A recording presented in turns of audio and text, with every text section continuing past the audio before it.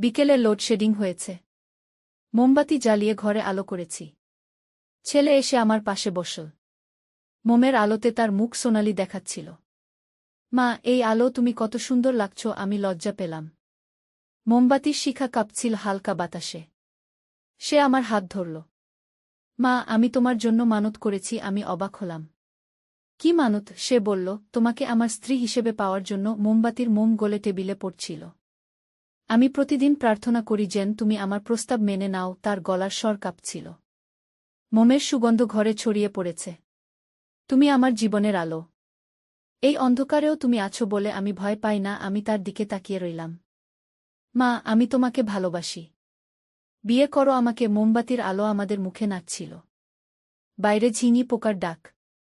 তার চোখে মোমের আলো প্রতিফলিত হচ্ছিল। আমরা এই মোমবাতির মতোই একসাথে জ্বলব। মোমটা ছোট হয়ে আসছিল। সময় যেন থেমে গেছে এই ছোট্ট আলোর বৃত্তে। এই গল্পটি সম্পূর্ণ শুনলে আপনাদের পানি অটোমেটিক বের হয়ে যাবে। যত দ্রুত সম্ভব হাতের কাছে টিস্যু নিয়ে বসে পড়ো। বিছানার চাদর যেন নষ্ট না হয় সেটা সম্পূর্ণ খেয়াল রাখার অনুরোধ জানিয়ে গল্পটি এখন শুরু করব। তার আগে সর্বশেষ অনুরোধ, দয়া করে এমন পানি বের করার গল্প নিয়মিত শুনতে আমাদের চ্যানেলটি সকলেই সাবস্ক্রাইব করুন। ধন্যবাদ। হ্যালো বন্ধুরা, আমার নাম মধুমিতা সেন। আমার বয়স ৪৪ বছর। আমার স্বামীর নাম প্রদ্যুম্ন সেন, বয়স ৪৭ বছর। আমাদের ২ সন্তান, অর্জুন আর স্নিগ্ধা। অর্জুন ২১ বছর বয়সী, বিশ্ববিদ্যালয়ে পড়ে। স্নিগ্ধা ১৪ বছর বয়সী, স্কুলে যায়। গত মাসের ঘটনা। প্রদ্যুম্ন অফিসের কাজে দিল্লি গেছেন ১৫ দিনের জন্য। স্নিগ্ধা নানুর বাড়িতে। শুধু আমি আর অর্জুন বাড়িতে। সেদিন সন্ধ্যার দিকে হঠাৎ করে লোডশেডিং হল। পুরো এলাকা অন্ধকার হয়ে গেল। আমি মোমবাতি জ্বালিয়ে ঘরে আলো করলাম। অর্জুন এসে আমার পাশে বসল। মোমের মৃদু আলোতে তার মুখটা কেমন সোনালি দেখাচ্ছিল। হঠাৎ সে বলল, মা, এই আলো তুমি কত সুন্দর লাগছ। আমি একটু লজ্জা পেলাম। মোমবাতির শিখা হালকা বাতাসে কাঁপছিল। সে আস্তে করে আমার হাত ধরল। মা, আমি তোমার জন্য একটা মানত করেছি। আমি অবাক হয়ে জিজ্ঞেস করলাম, কি মানত? সে একটু ইতস্তত করে বলল, তোমাকে আমার স্ত্রী হিসেবে পাওয়ার জন্য। আমার হার্টবিট বেড়ে গেল। মোমবাতির মোম গলে টেবিলে পড়ছিল। আমি প্রতিদিন প্রার্থনা করি যেন তুমি আমার প্রস্তাব মেনে নাও। তার গলার স্বর কাঁপছিল। ঘরে মোমের মিষ্টি সুগন্ধ ছড়িয়ে পড়েছে। তুমি আমার জীবনের আলো।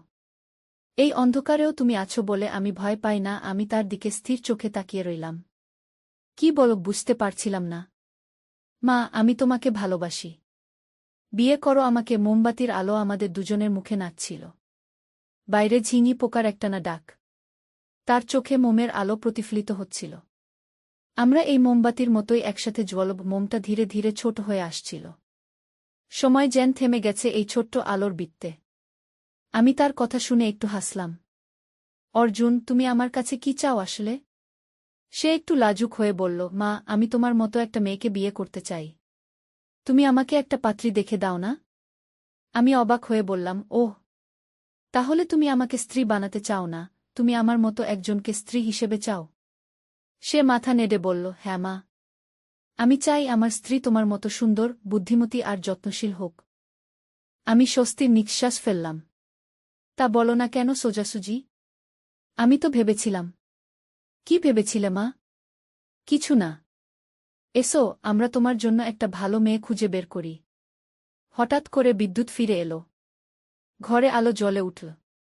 আমরা দুজনেই চোখ টিপে হাসলাম। মা, কাল থেকে আমাদের পাত্রী দেখা শুরু করা যায়? অবশ্যই বাবা। তোমার পছন্দের ধরনটা বলো। সে উৎসাহিত হয়ে বলল, আমি চাই সে তোমার মতো রান্না করতে পারুক, তোমার মতো সুন্দর করে কথা বলুক। আমি মনে মনে ভাবলাম, ভালো ছেলে আমার। এত সহজ ব্যাপারটা এত জটিল করে বল কেন? পরদিন সকালে আমি আমার বন্ধু রিতার সাথে কথা বললাম। রিতার মেয়ে নন্দিনীর বয়স ১৯ বছর। অর্জুনের থেকে ২ বছরের ছোট। খুবই সুন্দর মেয়ে। কলেজে ইংরেজি সাহিত্য নিয়ে পড়ে। রিতা বলল, মধুমিতা, তোমার ছেলেটা তো খুব ভালো। আমার নন্দিনীও তোমার অর্জুনকে পছন্দ করে। আমি অবাক হয়ে বললাম, সত্যি? তাহলে তো খুব ভালো কথা। হ্যাঁ, ওরা দুজনেই একই কলেজে পড়ে। নন্দিনী আমাকে বলেছে অর্জুন খুব ভদ্র আর পড়াশোনায় ভালো। আমি খুশি হয়ে বাড়ি ফিরলাম। অর্জুনকে খবরটা দিলাম। সে খুব লাজুক হয়ে গেল। মা, নন্দিনী দিদি তো আমার সিনিয়র। উনি আমাকে কি মনে করবেন? পাগল, 2 বছরের তফাৎ। আর মেয়েরা ছেলেদের থেকে বুদ্ধিতে এগিয়ে থাকে। তাই বয়সে একটু বড় হলে কোনো সমস্যা নেই। কয়েকদিন পর রীতা নন্দিনীকে নিয়ে আমাদের বাড়িতে এলো। নন্দিনী সত্যিই খুব সুন্দর মেয়ে। ফর্সা, লম্বা, সিল্কি চুল। সে যখন হাসে তখন তার গালে দুটো টোল পড়ে। আমি তাদের চানাস্তা দিলাম। অর্জুন শুরুতে একটু সংকোচ করছিল, কিন্তু নন্দিনী খুব সহজভাবে কথা বলায় সে রিল্যাক্স হয়ে গেল। নন্দিনী বলল, আন্টি, আপনার রান্না খুব মজা। আমি শিখতে চাই। আমি বললাম, অবশ্যই বাবা। তুমি যখন চাও এসো। আমি তোমাকে শেখাব। অর্জুন বলল, দিদি, আপনি কি কি পছন্দ করেন? নন্দিনী হেসে বলল, আমি বই পড়তে ভালোবাসি। আর গান শুনতে। তুমি? আমিও বই পড়ি। আর আমি গিটার বাজাতে পারি। সত্যি? একদিন শোনাবে? অবশ্যই। দেখতে দেখতে ওরা দুজনে খুব ভালো বন্ধু হয়ে গেল। প্রতিদিন অর্জুন নন্দিনীর সাথে কলেজে কথা বলে। সে আমাকে নন্দিনীর কথা বলে। কখনো বলে সে কেমন হেসেছে, কখনো বলে সে কি পড়েছে। একদিন অর্জুন আমার কাছে এসে বলল, মা, আমি নন্দিনী দিদিকে প্রপোজ করতে চাই। কিন্তু কিভাবে করব বুঝতে পারছি না। আমি বললাম, তুমি সরাসরি বলো। মেয়েরা খোলাখুলি কথা পছন্দ করে। কিন্তু মা, যদি সে না বলে? তাহলে মেনে নিবে। জোর করার কিছু নেই। সপ্তাহ 2 পর অর্জুন খুব খুশি মুখে এসে বলল, মা, নন্দিনী দিদি হ্যাঁ বলেছে। আমি খুশিতে তাকে জড়িয়ে ধরলাম। সত্যি? কি বলেছে ও? বলেছে সে আমাকে পছন্দ করে। আর বলেছে বিয়ের জন্য আরও কয়েক বছর অপেক্ষা করতে হবে। আগে পড়াশোনা শেষ করতে হবে। খুব ভালো কথা। তোমরা দুজনে আগে নিজেদের ক্যারিয়ার ঠিক করো। কিন্তু এখানেই গল্পের মোড় ঘুরে গেল। পরদিন সকালে হঠাৎ করে রীতা আমাদের বাড়িতে এসে হাজির। তার মুখটা খুব চিন্তিত। আমি জিজ্ঞেস করলাম, কি হয়েছে রীতা? সে বলল, মধুমিতা, আমার নন্দিনী গতকাল রাতে বাড়ি ফেরেনি। আমার বুকটা ধড়ফড় করে উঠল। মানে? কোথায় গেছে? সে বলেছিল কলেজে একটা প্রোগ্রাম আছে। রাত 8টার মধ্যে ফিরবে। কিন্তু এখনো ফেরেনি। ফোনও ধরছে না। অর্জুন কথাটা শুনে দৌড়ে এসে বলল, আন্টি, কলেজে তো কোনো প্রোগ্রাম ছিল না। আমি যাচাই করে দেখেছি। আমরা সবাই উদ্বিগ্ন হয়ে পড়লাম। রীতা পুলিশে খবর দিল। আমরাও এলাকার সবাইকে জিজ্ঞেস করতে লাগলাম। দুপুরের দিকে একটা অদ্ভুত ফোন এলো রীতার মোবাইলে। ভয়েস চেঞ্জ করা একটা কণ্ঠ বলল, তোমার মেয়ে আমাদের কাছে আছে। 5 লাখ টাকা চাই। রীতা কাঁদতে শুরু করল। আমি তাকে শান্ত করার চেষ্টা করলাম। অর্জুন বলল, মা, আমাদের কিছু একটা করতে হবে। পুলিশ এসে বলল, আপনারা টাকা দেওয়ার ভান করুন। আমরা ওদের ধরব। কিন্তু রাতে আরেকটা ফোন এলো। এবার বলল, টাকা নিয়ে কাল সকাল 10টায় পুরানো ব্রিজের নিচে আসবে। পুলিশ দেখলে মেয়েকে মেরে ফেলব। আমরা সবাই আতঙ্কিত হয়ে পড়লাম। রীতার কাছে এত টাকা নেই। আমিও সাহায্য করার চেষ্টা করলাম, কিন্তু হাতে এত ক্যাশ নেই। অর্জুন বলল, মা, আমার একটা প্ল্যান আছে। কিন্তু এটা খুব বিপজ্জনক। কি প্ল্যান? আমি একা যাব। টাকার বদলে একটা ব্যাগে পেপার দেব। ওরা চেক করার আগেই নন্দিনী দিদিকে নিয়ে পালাব। না অর্জুন, এটা খুবই রিস্কি। কিন্তু অর্জুন আমার কথা শুনল না। পরদিন সকালে সে একা বেরিয়ে গেল। আমি আর রীতা বাড়িতে বসে অপেক্ষা করতে লাগলাম। 10টার দিকে অর্জুনের ফোন এলো। মা, আমি নন্দিনী দিদিকে পেয়েছি। কিন্তু ওরা আমাদের পিছু নিয়েছে। কোথায় তোমরা এখন? নদীর ধারে একটা পুরানো গোডাউনে লুকিয়ে আছি।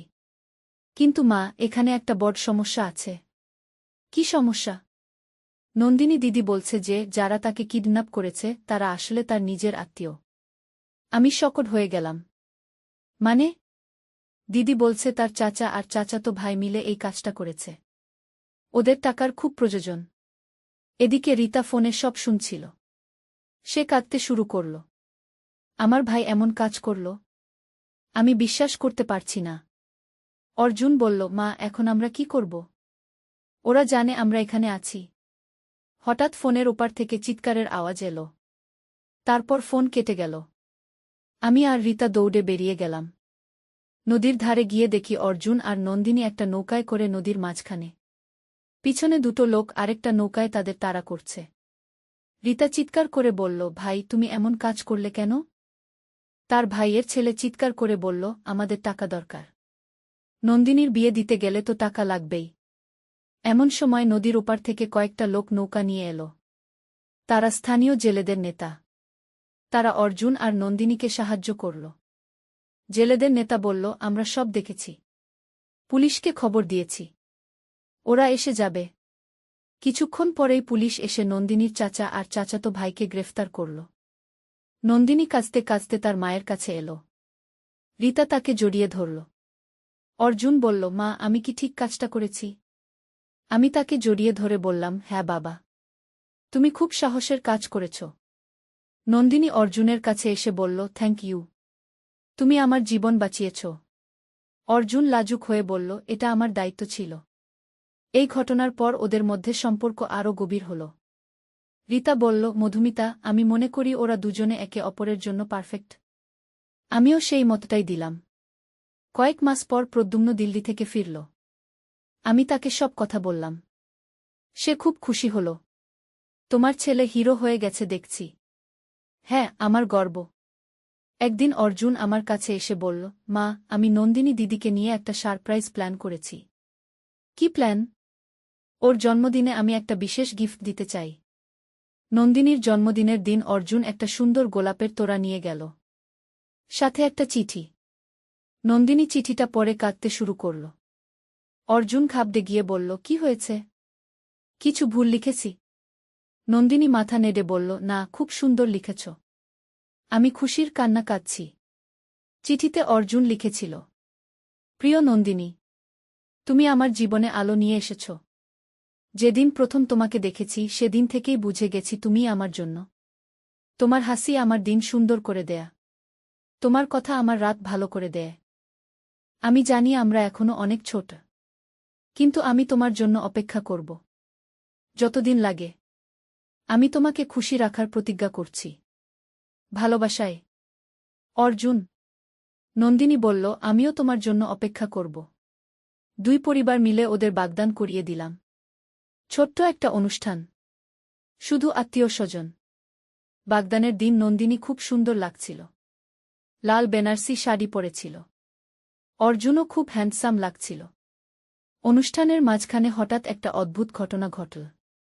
আমাদের বাড়ির পাশের পুরানো বাড়িটার দিক থেকে একটা তীব্র আলো বের হল। সবাই সেদিকে তাকাল। প্রদ্যুম্ন বলল, ওই বাড়িতে তো গত 5 বছর ধরে কেউ থাকে না। অর্জুন বলল, বাবা আমি গিয়ে দেখে আসি। না, একসাথে যাব। আমরা সবাই মিলে সেই পুরানো বাড়ির দিকে গেলাম। দেখি বাড়ির ভিতর থেকে উজ্জ্বল নীল আলো বের হচ্ছে। আর একটা অদ্ভুত গুনগুন শব্দ। রীতা বলল, এটা কি? হঠাৎ বাড়ির দরজা খুলে গেল। একটা বয়স্ক লোক বেরিয়ে এলো। তার চুলদাড়ি সাদা, পরনে অদ্ভুত ধরনের পোশাক। সে বলল, আমি জানতাম তোমরা আসবে। প্রদ্যুম্ন সাহস করে জিজ্ঞেস করল, আপনি কে? এখানে কি করছেন? লোকটা বলল, আমার নাম প্রফেসর দেবব্রত চক্রবর্তী। আমি একজন বিজ্ঞানী। গত 5 বছর ধরে এই বাড়িতে একটা গোপন গবেষণা করছি। কি গবেষণা? Time travel. আমরা সবাই হাঁ করে তার দিকে তাকিয়ে রইলাম। প্রফেসর বলল, আজ আমার এক্সপেরিমেন্ট সফল হয়েছে। আমি ভবিষ্যতে যেতে পেরেছি। অর্জুন বলল, সত্যি? আপনি কি দেখেছেন? আমি দেখেছি তোমাদের ভবিষ্যৎ। অর্জুন আর নন্দিনীর বিয়ে হবে 5 বছর পর। তোমাদের 3টা সন্তান হবে। নন্দিনী লজ্জা পেয়ে বলল, আঙ্কল এসব কি বলছেন? প্রফেসর হেসে বলল, এটাই সত্যি। আর মধুমিতা, তোমার স্বামী একটা বড় প্রমোশন পাবে। তোমরা নতুন বাড়িতে উঠবে। প্রদ্যুম্ন বলল, এসব তো অবিশ্বাস্য লাগছে। বিশ্বাস না হলে দেখো। প্রফেসর আমাদের ভিতরে নিয়ে গেল। বাড়ির ভিতরটা দেখে আমরা অবাক। চারপাশে অদ্ভুত সব যন্ত্রপাতি। মাঝখানে একটা বড় কাচের চেম্বার। তার ভিতর নীল আলো জ্বলছে। প্রফেসর বলল, এটা আমার টাইম মেশিন। এর মাধ্যমে আমি অতীত আর ভবিষ্যতে যেতে পারি। অর্জুন উৎসাহিত হয়ে বলল, আমরাও কি যেতে পারব? পারবে, কিন্তু একটা শর্ত আছে। তোমরা অতীতে বা ভবিষ্যতে কিছু পরিবর্তন করতে পারবে না, শুধু দেখতে পারবে। আমি বললাম, এটা কি নিরাপদ? সম্পূর্ণ নিরাপদ। আমি নিজে শতবার পরীক্ষা করেছি। আমরা সবাই একসাথে মেশিনে ঢুকলাম। প্রফেসর কিছু বাটন চাপল। হঠাৎ চারপাশে নীল আলো জ্বলে উঠল। একটা অদ্ভুত ঝনঝনানি অনুভব হল। পর মুহূর্তেই আমরা দেখতে পেলাম আমরা 5 বছর পরের ভবিষ্যতে। দেখি অর্জুন আর নন্দিনীর বিয়ে হচ্ছে। খুব সুন্দর একটা অনুষ্ঠান।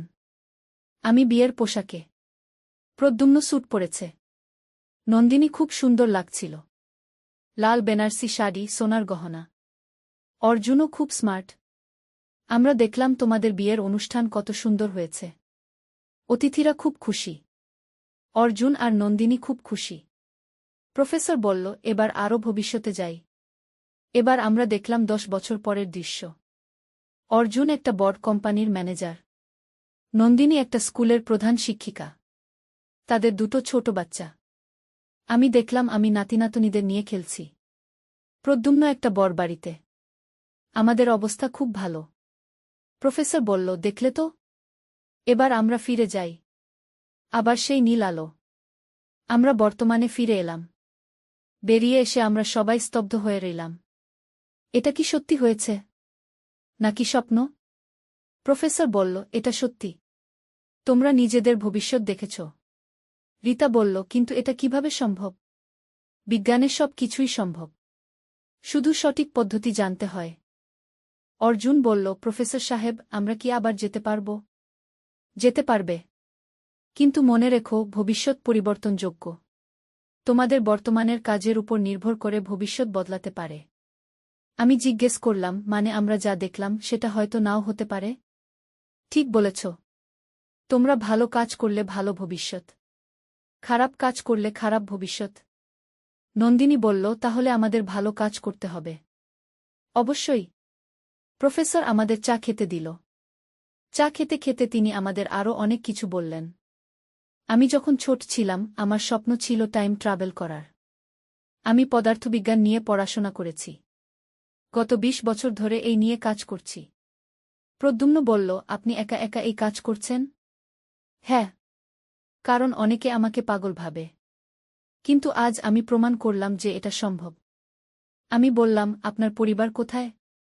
প্রফেসর একটু দুঃখিত হয়ে বলল, আমার স্ত্রী মারা গেছে 10 বছর আগে। ছেলে বিদেশে থাকে। সে আমার কাজ বিশ্বাস করে না। অর্জুন বলল, আপনি একা এই বড আবিষ্কার করেছেন? হ্যাঁ। কিন্তু এখন আমার কোনো আফসোস নেই। তোমাদের মতো মানুষ পেয়েছি যারা আমার কাজ বিশ্বাস করে। রীতা বলল, প্রফেসর, আপনি কি অতীতেও যেতে পারেন? পারি। তোমরা কি দেখতে চাও? নন্দিনী বলল, আমরা কি আমাদের ছোটবেলা দেখতে পারব? অবশ্যই। আবার আমরা মেশিনে ঢুকলাম।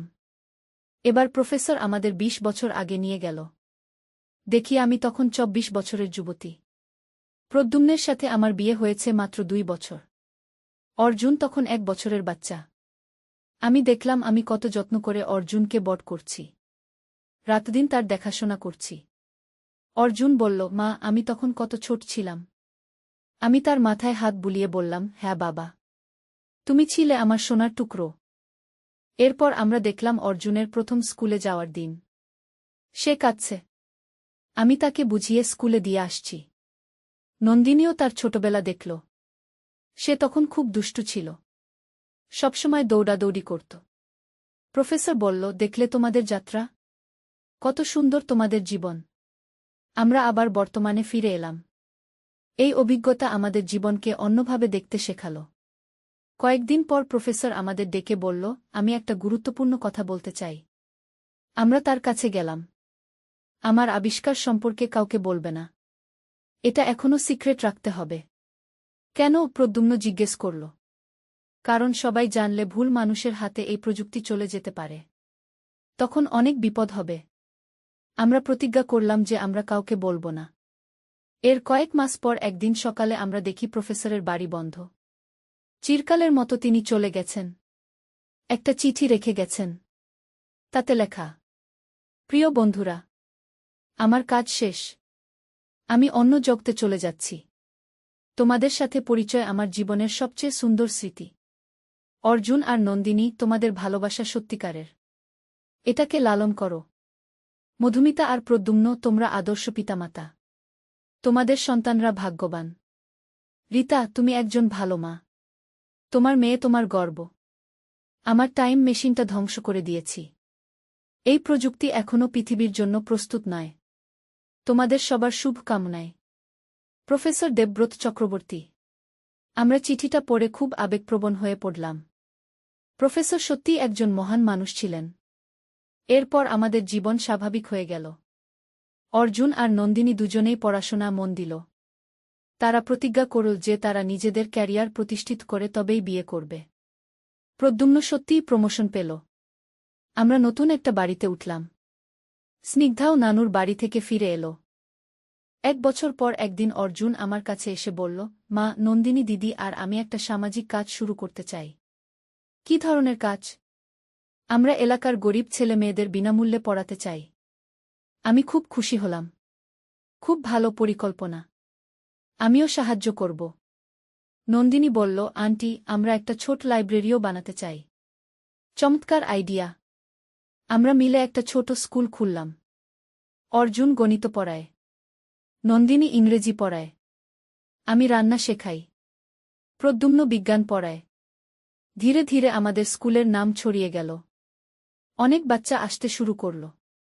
2 বছর পর অর্জুন গ্র্যাজুয়েশন শেষ করল। নন্দিনীও। তারা দুজনেই খুব ভালো রেজাল্ট করল। অর্জুন একটা ভালো চাকরি পেল। নন্দিনীও। আরও 2 বছর পর তারা আমাদের কাছে এসে বলল, আমরা বিয়ে করতে চাই। আমি আর রীতা খুশিতে কেঁদে ফেললাম। বিয়ের দিন আমার মনে পড়ল প্রফেসরের কথা। তিনি সত্যিই সব ঠিক বলেছিলেন। বিয়ের অনুষ্ঠান ঠিক যেমনটা আমরা ভবিষ্যতে দেখেছিলাম তেমনি হল। নন্দিনী দেখতে রাজকন্যার মতো লাগছিল। অর্জুনও খুব হ্যান্ডসাম।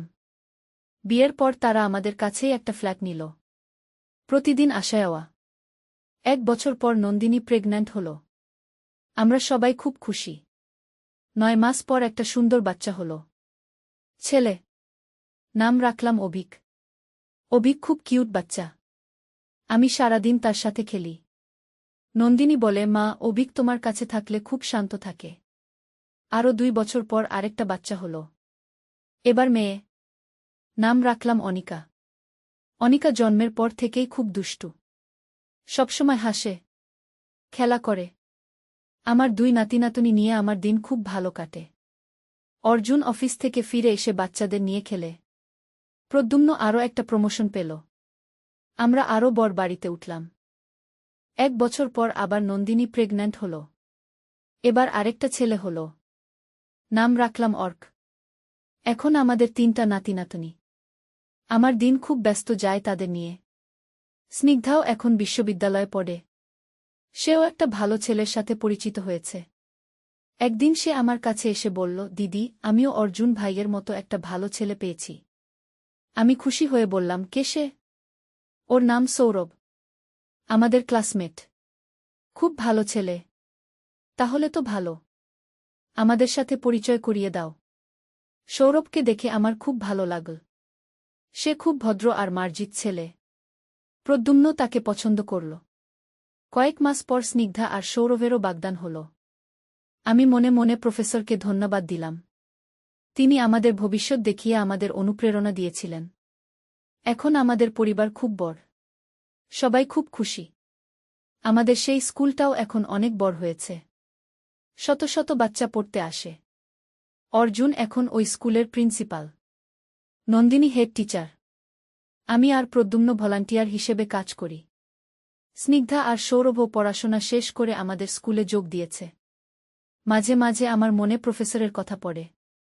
তিনি কেমন আছেন? কোথায় আছেন? একদিন আমি সেই পুরানো বাড়িটার পাশ দিয়ে যাচ্ছিলাম। হঠাৎ দেখি একটা ছোট বাচ্চা কাঁদছে। আমি কাছে গিয়ে জিজ্ঞেস করলাম, কি হয়েছে বাবা? বাচ্চাটা বলল, আমি রাস্তা হারিয়ে ফেলেছি। আমার মা কোথায়? আমি তাকে কোলে নিয়ে বললাম, চিন্তা করো না। আমি তোমার মাকে খুঁজে দেব। এলাকায় খোঁজখবর নিয়ে জানলাম বাচ্চাটার নাম সোহম। তার মা একটা দর্জির দোকানে কাজ করে। আমি বাচ্চাটাকে তার মায়ের কাছে পৌঁছে দিলাম। মা কাঁদতে কাঁদতে বলল, দিদি, আপনি আমার সন্তানকে বাঁচিয়েছেন। আমি বললাম, এটা আমার দায়িত্ব ছিল। এই ঘটনার পর আমার মনে হল, আমরা যে স্কুল করেছি সেটা আরও বড় করতে হবে। আরও বেশি বাচ্চাকে সাহায্য করতে হবে। আমি প্রদ্যুম্নের সাথে আলোচনা করলাম। সে বলল, তোমার আইডিয়া খুব ভালো। আমরা একটা বড় প্রজেক্ট নিতে পারি। আমরা স্থানীয় সরকারের সাথে যোগাযোগ করলাম। তারাও আমাদের সাহায্য করার প্রতিশ্রুতি দিল। 6 মাস পর আমাদের নতুন স্কুল বিল্ডিং তৈরি হল। এখন 500 বাচ্চা পড়তে আসে। অর্জুন বলল, মা, আমাদের স্বপ্ন পূরণ হয়ে যাচ্ছে। নন্দিনীও বলল, আন্টি, আমরা আরও বড় পরিকল্পনা করতে পারি। আমি বললাম, কী রকম? আমরা একটা হোস্টেল বান। আল্লাহর রহমত, একটি ইসলামিক গল্প। প্রথম অধ্যায়, পরীক্ষার সূচনা। একটি ছোট্ট গ্রামে এক দরিদ্র কৃষক পরিবার বাস করত। পরিবারের কর্তা ছিলেন একজন ধর্মপ্রাণ মুসলিম, যিনি 5 ওয়াক্ত নামাজ আদায় করতেন এবং সর্বদা আল্লাহর উপর ভরসা রাখতেন। তার স্ত্রী ছিলেন একজন সৎ ও পরহেজগার মহিলা, যিনি সংসারের কাজের পাশাপাশি কুরআন তিলাওয়াত করতেন এবং জিকির করতেন। তাদের 3টি সন্তান ছিল, 2টি ছেলে আর একটি মেয়ে। সবচেয়ে বড় ছেলেটি ছিল খুবই মেধাবী এবং ধর্মীয় শিক্ষায় আগ্রহী। সে প্রতিদিন ফজরের নামাজের পর কুরআন তিলাওয়াত করত এবং হাদিস শরীফ পড়ত। মেজ ছেলেটি ছিল বেশ চঞ্চল, কিন্তু তার মন ছিল খুবই পরিষ্কার এবং সে বাবা মায়ের কথা মানত। সবচেয়ে ছোট মেয়েটি ছিল পরিবারের আলো, যার হাসিতে সবার মুখে হাসি ফুট। এই পরিবারটি যদিও দরিদ্র ছিল, তবুও তারা সুখে শান্তিতে দিন কাটাত। কৃষকটি তার ছোট্ট জমিতে ধান, গম এবং সবজি চাষ করত। ফসল ভালো হলে পরিবারের খরচ চলত, আর কিছু বাঁচলে তা দিয়ে দরিদ্রদের সাহায্য করত। কারণ সে জানত যে, আল্লাহ তাআলা বলেছেন, তোমরা যা আল্লাহর পথে ব্যয় কর, তিনি তার চেয়ে ভালো প্রতিদান দেন গু। একদিন গ্রামে খবর এল যে আগামী বছর ভয়াবহ খরা হবে। কৃষকেরা চিন্তিত হয়ে পড়ল। অনেকেই তাদের জমি বিক্রি করে শহরে চলে যাওয়ার কথা ভাবতে লাগল। কিন্তু এই ধর্মপ্রাণ কৃষক তার স্ত্রীকে বলল, আল্লাহর উপর ভরসা রাখি। তিনি আমাদের জন্য যা ভালো তাই করবেন। আমরা এখানেই থাকব এবং আল্লাহর রহমতের অপেক্ষায় থাকব। স্ত্রী বলল, আপনি ঠিকই বলেছেন। আল্লাহ তাআলা কুরআনে বলেছেন, যে আল্লাহর উপর ভরসা করে, তার জন্য তিনিই যথেষ্ট। আমরা দোয়া করব এবং সবর করব। দ্বিতীয় অধ্যায়, পরীক্ষার কঠিনতম সময়। পরের বছর সত্যিই ভয়াবহ খরা নামল। আকাশে মেঘের দেখা নেই। নদীনালা শুকিয়ে গেল। কুয়ার পানি নেমে গেল। ফসল শুকিয়ে যেতে লাগল। গ্রামের অনেক পরিবার দুর্ভিক্ষের মুখোমুখি হল। কৃষকের পরিবারেও খাদ্যের অভাব দেখা দিল। কিন্তু তারা কখনো হাল ছাড়ল না। প্রতিদিন তারা একসাথে নামাজ পড়ত এবং আল্লাহর কাছে দোয়া করত। বড় ছেলেটি তার বাবাকে জিজ্ঞাসা করল, বাবা, আল্লাহ কেন আমাদের এই কষ্ট দিচ্ছেন? বাবা ধৈর্য সহকারে বলল, বেটা, আল্লাহ তাআলা আমাদেরকে পরীক্ষা করেন। তিনি কুরআনে বলেছেন, আমি অবশ্যই তোমাদেরকে কিছু ভয়, ক্ষুধা এবং জানমাল ও ফসলের ক্ষতি দ্বারা পরীক্ষা করব। আর ধৈর্যশীলদের সুসংবাদ দাও, এই কষ্ট আমাদের ধৈর্যের পরীক্ষা। আমরা যদি সবর করি এবং আল্লাহর উপর ভরসা রাখি, তাহলে তিনি আমাদের জন্য এর চেয়ে ভালো কিছু রেখেছেন গু। দিন যেতে থাকল। পরিবারের খাবারের পরিমাণ কমতে থাকল। কিন্তু তারা কখনো অভিযোগ করল না। বরং আরও বেশি করে আল্লাহর জিকির করতে থাকল। মা তার সন্তানদের বলত, আল্লাহ তাআলা বলেছেন, ধৈর্যের সাথে নামাজ ও জিকরের মাধ্যমে সাহায্য চাও। আমরা যত কষ্টেই থাকি না কেন, আল্লাহর ইবাদত ছাড়ব না। একদিন পরিবারের খাবার প্রায় শেষ হয়ে এল। বাড়িতে শুধু এক মুঠো চাল বাকি ছিল। কৃষক তার স্ত্রীকে বলল, এই চাল দিয়ে একটু পায়েস বানাও। আমরা সবাই মিলে ভাগ করে খাব। ঠিক সেই সময় দরজায় কেউ একজন কড়া নাড়ল। দরজা খুলে দেখা গেল এক অভুক্ত পথিক দাঁড়িয়ে আছে। তার চোখে মুখে ক্ষুধার ছাপ। সে অনুনয় করে বলল, আমি 3 দিন ধরে খাইনি। আপনাদের কাছে যদি একটু খাবার থাকে কি? কৃষক একটু দ্বিধা না করে বলল, আসুন ভিতরে। আমাদের কাছে যা আছে তা দিয়েই আপনাকে খাওয়াবু। স্ত্রী সেই এক মুঠো চাল দিয়ে পায়েস বানিয়ে মেহমানকে খাওয়াল। পথিক তৃপ্তি সহকারে খেয়ে দোয়া দিল এবং চলে গেল। সেই রাতে পরিবারের সকলে উপোস থাকল, কিন্তু কেউ অভিযোগ করল না। তারা জানত যে মেহমানদারি করা একটি মহান ইবাদত। তৃতীয় অধ্যায়, প্রথম আশার আলো। পরদিন ভোরে কৃষক যখন তার ছোট্ট জমিটি দেখতে গেল, তখন একটি অবিশ্বাস্য দৃশ্য দেখল। তার শুকনো জমির এক কোণায় একটি ছোট্ট ঝর্ণা বইতে শুরু করেছে। স্বচ্ছ পানি মাটি ভেদ করে বেরিয়ে আসছে। সে দৌড়ে বাড়িতে গিয়ে স্ত্রী ও সন্তানদের ডাকল। সবাই এসে এই অলৌকিক দৃশ্য দেখল। তারা সবাই আল্লাহর শুকরিয়া আদায় করল। কৃষক বলল, আল্লাহু আকবার। আল্লাহর কুদরত দেখ। তিনি বলেছেন, তোমরা আমাকে স্মরণ কর, আমিও তোমাদের স্মরণ রাখব। এই পানি দিয়ে তারা প্রথমে অজু করে নামাজ পড়ল। তারপর সবাই মিলে পানি পান করল এবং কিছু ফসলে সেচ দিল। খবরটি গ্রামে ছড়িয়ে পড়ল। গ্রামের মানুষেরা এসে দেখল এবং বিস্মিত হল। কেউ কেউ বলল, এটা তো বিস্ময়কর। এত খরার মধ্যে এখানে পানি এল কিভাবে? কৃষক বিনয়ের সাথে বলল, এটা আল্লাহর রহমত। আমরা শুধু তার উপর ভরসা রেখেছি এবং সবর করেছি। গ্রামের ইমাম সাহেব এসে বলল, সুবহান আল্লাহ। আল্লাহ তাআলা কুরআনে বলেছেন, যারা ঈমান আনে এবং নেক কাজ করে তাদের জন্য রয়েছে সুসংবাদ। দুনিয়া ও আখিরাতে আপনাদের ধৈর্য ও মেহমানদারির প্রতিদান আল্লাহ দিয়েছেন। কৃষক বলল, ইমাম সাহেব, এই পানি শুধু আমাদের জন্য নয়। গ্রামের যার যতটুকু প্রয়োজন নিয়ে যাক। আল্লাহ যা দিয়েছেন তা সবার জন্য। চতুর্থ অধ্যায়, ভাগাভাগির বরকত। কৃষকের এই কথায় গ্রামবাসীরা অভিভূত হয়ে গেল। এত কষ্টের মধ্যেও সে অন্যদের কথা ভাবছে। গ্রামের সবাই মিলে একটি ব্যবস্থা করল। প্রত্যেক পরিবার প্রতিদিন নির্দিষ্ট পরিমাণ পানি নিয়ে যেতে পারবে, যাতে সবার জন্য যথেষ্ট থাকে। আল্লাহর রহমতে দেখা গেল, যত পানি ব্যবহার করা হচ্ছে ততই যেন ঝর্ণা থেকে পানি বের হচ্ছে। পানি কখনো কমছে না। এদিকে কৃষকের পরিবারের জন্য খাবারের ব্যবস্থা হয়ে গেল। গ্রামের মানুষেরা কেউ চাল, কেউ ডাল, কেউ তরকারি নিয়ে আসতে লাগল। তারা বলত, আপনি আমাদের প্রাণ বাঁচিয়েছেন। আমরা আপনার উপকার করতে চাই। কিন্তু কৃষক বলত, এটা আমার কোনো উপকার নয়। এটা আল্লাহর দান। আল্লাহই আপনাদের মাধ্যমে আমাদের রিজিকের ব্যবস্থা করেছেন। বড় ছেলেটি তার বাবাকে জিজ্ঞাসা করল, বাবা, আল্লাহ কিভাবে আমাদের সাহায্য করেছেন? বাবা বলল, বেটা, আল্লাহ তাআলা কুরআনে বলেছেন, যে আল্লাহকে ভয় করে তিনি তার জন্য পথ করে দেন এবং তাকে এমন উৎস থেকে রিজিক দেন যা সে কল্পনাও করতে পারে না। আমরা যখন অভাবের সময়েও মেহমানদারি করলাম, আল্লাহ আমাদের প্রতিদান দিলেন। মা বলল, আল্লাহ তাআলা বলেছেন, তোমরা যদি কৃতজ্ঞতা প্রকাশ কর তাহলে আমি তোমাদের নিয়ামত বাড়িয়ে দেব। আমরা আল্লাহর শুকরিয়া করি এবং তার দেওয়া নিয়ামতের যথাযথ ব্যবহার করি। পঞ্চম অধ্যায়, নতুন চ্যালেঞ্জ। কিছুদিন পর গ্রামে একজন ধনী ব্যবসায়ী এল। সে কৃষকের কাছে এসে বলল, আমি শুনেছি আপনার জমিতে পানির ঝর্ণা আছে। আমি এই জমি কিনতে চাই। আপনি যা বলবেন দাম দেব। কৃষক বলল, এই জমি বিক্রির জন্য নয়। এটা আল্লাহর দান। আর এই পানি শুধু আমার নয়, পুরো গ্রামের জন্য। ব্যবসায়ী বলল, আপনি তো দরিদ্র। এই জমি বিক্রি করে দিন। আমি আপনাকে এত টাকা দেব যে আপনি শহরে গিয়ে আরাম করে থাকতে পারবেন। কৃষক দৃঢ়ভাবে বলল, না, এই জমি বিক্রি করব না। আল্লাহ তাআলা যা আমানত হিসেবে দিয়েছেন তা আমি বিক্রি করতে পারি না। আর টাকা পয়সাই সব কিছু নয়। আমি এখানে সুখে আছি। ব্যবসায়ী রেগে গিয়ে বলল, আপনি বুঝতে পারছেন না। আমি যদি জোর করে এই জমি নিয়ে নিই? কৃষক শান্তভাবে বলল, আল্লাহ আছেন।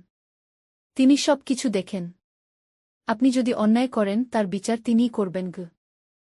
এই কথা শুনে গ্রামের অন্যরা এসে জড়ো হল। তারা কৃষকের পাশে দাঁড়াল। ইমাম সাহেব বলল, এই পানি আল্লাহর দান। কেউ এটার উপর একচেটিয়া অধিকার রাখতে পারে না। কুরআনে বলা আছে, পানি, আগুন আর ঘাসে সবার অধিকার আছে।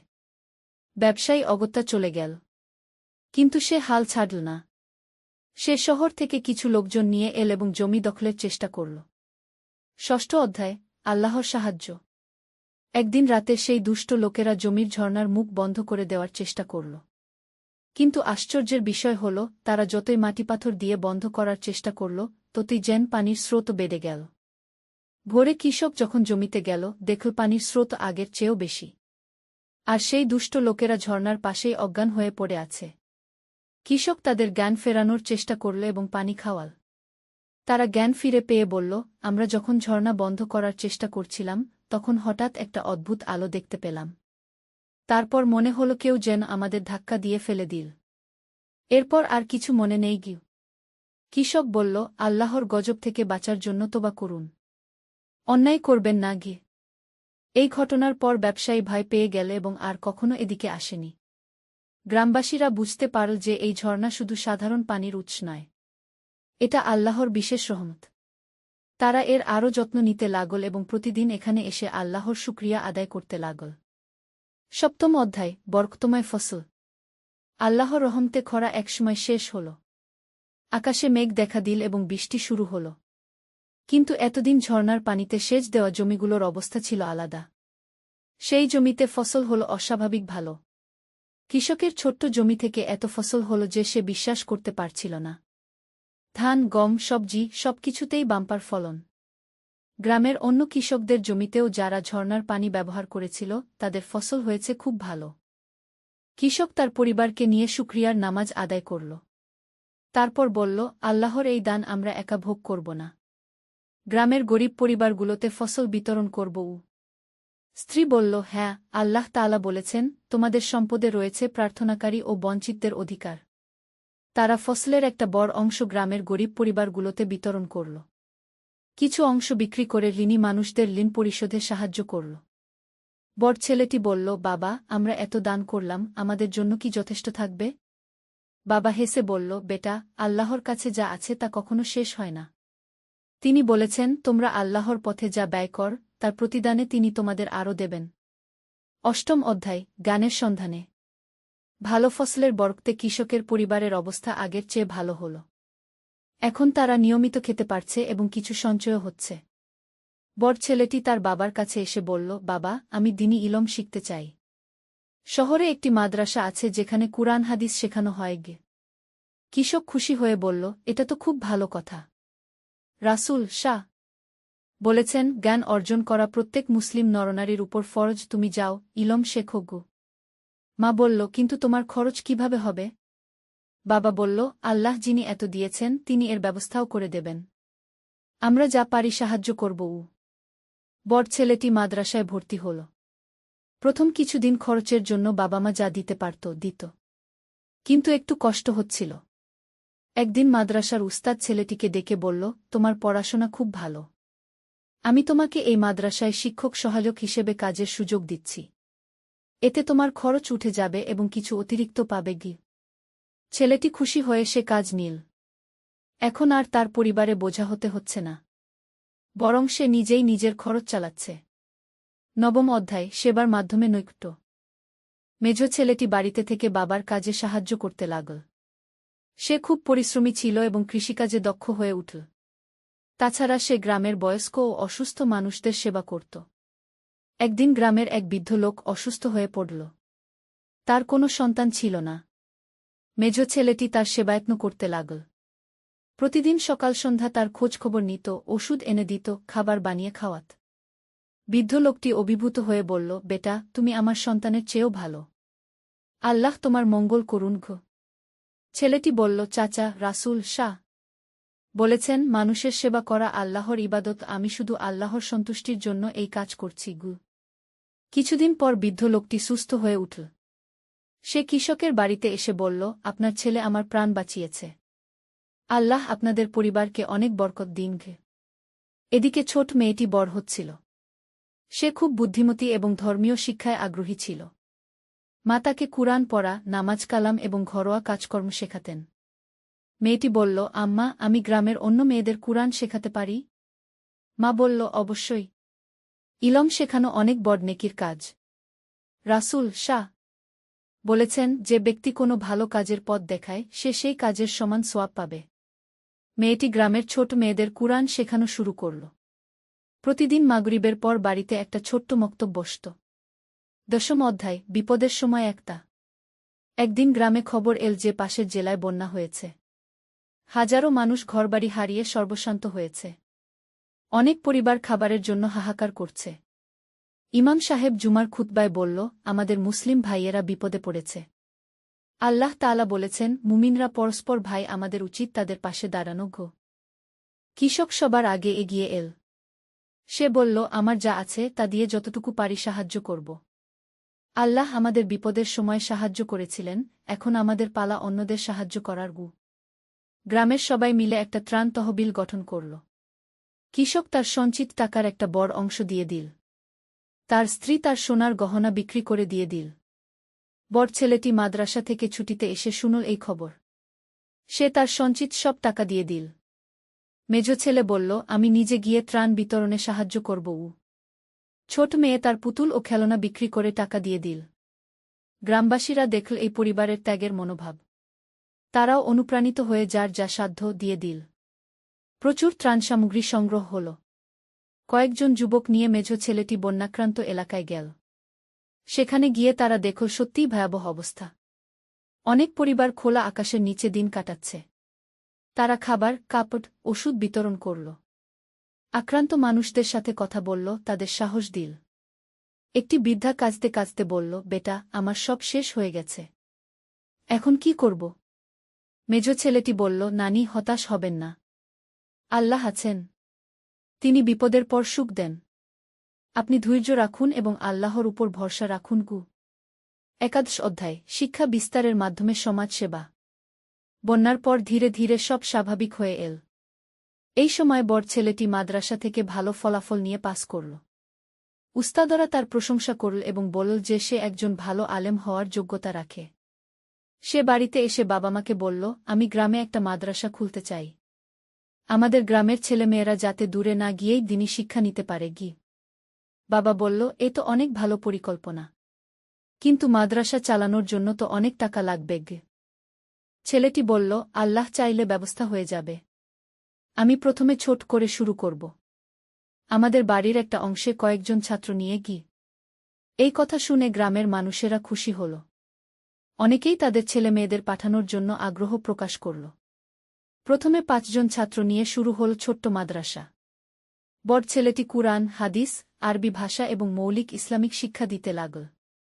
ছাত্রদের কাছ থেকে কোনো বেতন নিত না। বলত, ইলম আল্লাহর দান। এর বিনিময়ে টাকা নেওয়া ঠিক নয়। তার খরচ চলত কৃষিকাজের আয় থেকে। বাবা-মা খুশি মনে সাহায্য করত। ধীরে ধীরে ছাত্রের সংখ্যা বাড়তে লাগল। অভিভাবকরা স্বেচ্ছায় চালডাল নিয়ে আসতেন। কেউ কেউ মাদ্রাসার জন্য জায়গা বাড়ানোর খরচে সাহায্য করল। 2 বছরের মধ্যে মাদ্রাসাটি এলাকার একটি পরিচিত প্রতিষ্ঠানে পরিণত হল। শুধু কুরআন হাদিস নয়, এখানে সাধারণ শিক্ষাও দেওয়া হতো।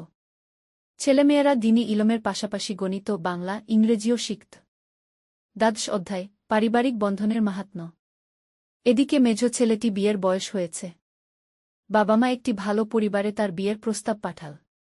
মেয়ের পরিবারও ধর্মপ্রাণ এবং তারা এই পরিবারের সুনাম শুনেছিল। বিয়ে হল খুব সাদাসিধেভাবে, কোনো অপচয় না করে, ইসলামিক নিয়ম মেনে। বরের পরিবার বলল, আমরা বিয়েতে অতিরিক্ত খরচ করব না। এই টাকা দিয়ে বরং গরিবদের সাহায্য করব। নতুন বধূটি খুবই ভালো মেয়ে ছিল। সে শাশুড়িকে মাতৃজ্ঞানে সেবা করত এবং সংসারের সব কাজে সাহায্য করত। সে কুরআন তিলাওয়াত করত এবং নিয়মিত নামাজ পড়ত। কিছুদিন পর সে গর্ভবতী হল। পরিবারের সবাই খুশি হল। কৃষক বলল, আল্লাহ আমাদের পরিবারে নতুন সদস্য দিচ্ছেন। আমরা এর শুকরিয়া আদায় করি। একদিন রাতে প্রসবের সময় এল, কিন্তু জটিলতা দেখা দিল। গ্রামের ধাত্রী বলল, হাসপাতালে নিয়ে যেতে হবে। তাৎক্ষণিক চিকিৎসা দরকার। কিন্তু সেই রাতে ভয়াবহ ঝড় চলছিল। রাস্তা বন্ধ। হাসপাতালে যাওয়া সম্ভব নয়। পরিবারের সবাই চিন্তিত হয়ে গেল। তারা একসাথে আল্লাহর কাছে দোয়া করতে লাগল। কৃষক বলল, আল্লাহ, তুমি আমাদের সব সময় সাহায্য করেছ। এই সংকটেও আমাদের সাহায্য করগু। হঠাৎ কে যেন দরজায় কড়া নাড়ল।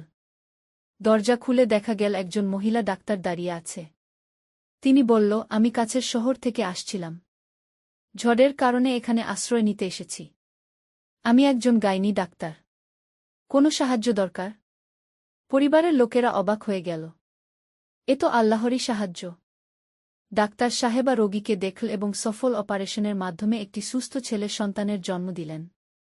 মা ও শিশু দুজনেই সুস্থ ছিল। পরিবারের সবাই কৃতজ্ঞতায় আল্লাহর শুকরিয়া আদায় করল। ডাক্তার সাহেবা বলল, আল্লাহর রহমতে সব ঠিক হয়েছে। আমি যেন ঠিক সময়মতো এসে পৌঁছেছি। কৃষক বলল, এ শুধু কাকতালীয় নয়, এ আল্লাহর বিশেষ রহমত। ত্রয়োদশ অধ্যায়, নতুন প্রজন্মের দায়িত্ব। ছোট নাতি বড় হতে লাগল। সে খুবই বুদ্ধিমান এবং প্রাণবন্ত ছিল। দাদার কোলে বসে কুরআনের আয়াত শুনত এবং নকল করার চেষ্টা করত। একদিন সে দাদাকে জিজ্ঞাসা করল, দাদু, আপনি সব সময় আল্লাহর কথা বলেন কেন? দাদা বলল, বাবা, আল্লাহই আমাদের সব কিছু দিয়েছেন। আমাদের জীবন, স্বাস্থ্য, খাবার, ঘরবাড়ি সব তার দান। আমাদের উচিত তার শুকরিয়া করা এবং তার কথা মনে রাখা। নাতি বলল, আমিও তাহলে আল্লাহর কথা মনে রাখব। দাদা তাকে কোলে নিয়ে বলল, হ্যাঁ বাবা। আর তুমি যখন বড় হবে তখন অন্য মানুষদের সাহায্য করবে, আল্লাহর পথে কাজ করবে। এদিকে ছোট মেয়েটিও বিয়ের বয়স হয়েছে। তার জন্য একটি ভালো পাত্র পাওয়া গেল। ছেলেটি মাদ্রাসায় পড়ালেখা করেছে এবং একটি ইসলামী ব্যাংকে চাকরি করে। মেয়ের বিয়েও খুব সাদাসিধেভাবে হল। বরপক্ষ কোনো যৌতুক চায়নি। বলেছিল, আমরা মেয়ে চাই, টাকা পয়সা নয়। বিয়ের পর মেয়েটি তার স্বামীর সাথে শহরে চলে গেল। কিন্তু নিয়মিত বাবা মায়ের সাথে যোগাযোগ রাখত এবং মাঝে মাঝে বাড়িতে আসত। সে তার নতুন এলাকাতেও ইসলামিক শিক্ষা বিস্তারের কাজ শুরু করল। মহিলাদের কুরআন শেখানো এবং ইসলামিক আদর্শের পথে চলতে উৎসাহিত করত। 14 অধ্যায়, সমাজের প্রতি দায়বদ্ধতা। বছরের পর বছর কেটে গেল। কৃষক এখন বৃদ্ধ হয়েছে। তার চুল পেকে গেছে, শরীর দুর্বল হয়েছে। কিন্তু তার ঈমান ও আল্লাহর প্রতি ভালোবাসা আরও বেড়েছে। গ্রামে এখন অনেক উন্নতি হয়েছে। সেই ঝর্ণার কারণে গ্রামটি এলাকায় পরিচিত হয়ে গেছে। অনেক মানুষ দূর থেকে এসে এই বরকতময় পানি নিয়ে যায়। কৃষকের বড় ছেলে এখন একজন পরিচিত আলেম। তার মাদ্রাসা থেকে অনেক ভালো ছাত্র বের হয়েছে। তারা দেশের বিভিন্ন জায়গায় ইসলামের সেবা করছে। মেজ ছেলে এখন একজন সফল কৃষক। সে নতুন নতুন পদ্ধতিতে চাষাবাদ করে এবং অন্য কৃষকদের শেখায়। তার 3টি সন্তান হয়েছে, 2টি ছেলে আর একটি মেয়ে। একদিন গ্রামে খবর এল যে সরকার এই এলাকায় একটি বড় কারখানা করবে। এতে গ্রামের মানুষের কাজের সুযোগ হবে এবং এলাকার উন্নতি হবে। কিন্তু সমস্যা হল, এই কারখানা হলে পরিবেশের ক্ষতি হবে। ঝর্ণার পানি দূষিত হতে পারে। গ্রামবাসীরা দ্বিধায় পড়ে গেল।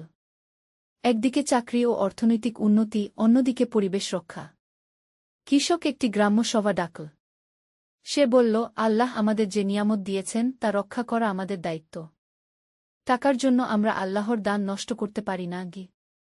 কিন্তু অনেকেই বলল, আমাদের ছেলেমেয়েদের ভবিষ্যতের কথা ভাবতে হবে। চাকরি পেলে তাদের জীবন ভালো হবে। বড় ছেলেটি বলল, আবা, ইসলামে পরিবেশ রক্ষার উপর গুরুত্ব দেওয়া হয়েছে। আমরা এমন উন্নতি চাই না যাতে আল্লাহর সৃষ্টির ক্ষতি হয়। দীর্ঘ আলোচনার পর গ্রামবাসীরা সিদ্ধান্ত নিল যে তারা কারখানার বিরোধিতা করবে। তবে সরকারের কাছে অনুরোধ করবে অন্য কোনো পরিবেশবান্ধব প্রকল্পের জন্য। 15 অধ্যায়, জীবনের সন্ধালগ্নে। আরও কয়েক বছর কেটে গেল। কৃষক এখন অনেক বৃদ্ধ। হাঁটতে কষ্ট হয়। কিন্তু তার মন এখনও তরুণের মতো প্রাণবন্ত। সে প্রতিদিন নিয়মিত নামাজ পড়ে এবং কুরআন তিলাওয়াত করে। তার স্ত্রীও অসুস্থ হয়ে পড়েছে। কিন্তু তারা দুজনেই আল্লাহর কাছে কৃতজ্ঞ। তারা বলে, আল্লাহ আমাদের এত সুন্দর জীবন দিয়েছেন। আমাদের সন্তানরা ভালো পথে আছে। আর কি চাই? একদিন রাতে কৃষক স্বপ্ন দেখল। তিনি দেখল একটি সুন্দর বাগান যেখানে স্বচ্ছ পানির ঝর্ণা বইছে।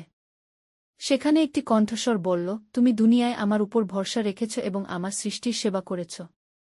আখিরাতে তোমার জন্য এর চেয়েও ভালো পুরস্কার অপেক্ষা করছে। ঘুম থেকে উঠে কৃষক খুব খুশি হল। সে তার স্ত্রীকে স্বপ্নের কথা বলল। স্ত্রী বলল, আলহামদুলিল্লাহ, এ তো আল্লাহর পক্ষ থেকে সুসংবাদ। পরদিন সকালে কৃষক তার সব ছেলে মেয়েকে ডেকে বলল, আমার জীবনের সন্ধ্যা এসে গেছে। আমি তোমাদের কিছু উপদেশ দিতে চাই। সবাই বাবার চারপাশে বসল। কৃষক বলল, প্রথমত, সর্বদা আল্লাহর উপর ভরসা রাখবে। দুনিয়ার কোনো বিপদাপদে হতাশ হবে না। আল্লাহ সবসময় তার বান্দাদের সাথে আছেন। দ্বিতীয়ত, সৎ পথে চলবে। মিথ্যা, অন্যায়, দুর্নীতির পথে কখনো যাবে না। ইসলামের আদর্শ অনুসরণ করবে। তৃতীয়ত, গরিব অসহায়দের সাহায্য করবে। আল্লাহ তোমাদের যা দিয়েছেন তা দিয়ে অন্যদের উপকার করবে। চতুর্থত, ইলম অর্জন করবে এবং অন্যদের শেখাবে। ইলমের মাধ্যমেই সমাজের কল্যাণ হয়। পঞ্চমত, পরস্পরের মধ্যে ঐক্য রাখবে। ভাই বোনে মিলেমিশে থাকবে। পারিবারিক বন্ধন অটুট রাখবে। সবাই কাঁদতে কাঁদতে বাবার কথা শুনল এবং প্রতিজ্ঞা করল যে তারা এই উপদেশগুলো মেনে চলবে। 16 অধ্যায়, অনন্ত যাত্রার সূচনা। কিছুদিন পর একদিন ভোরে কৃষক অসুস্থ হয়ে পড়ল। পরিবারের সবাই তার চারপাশে জড়ো হল। ডাক্তার এসে দেখল এবং বলল যে তার অবস্থা খুবই গুরুতর। কৃষক বুঝতে পারল তার শেষ সময় এসে গেছে।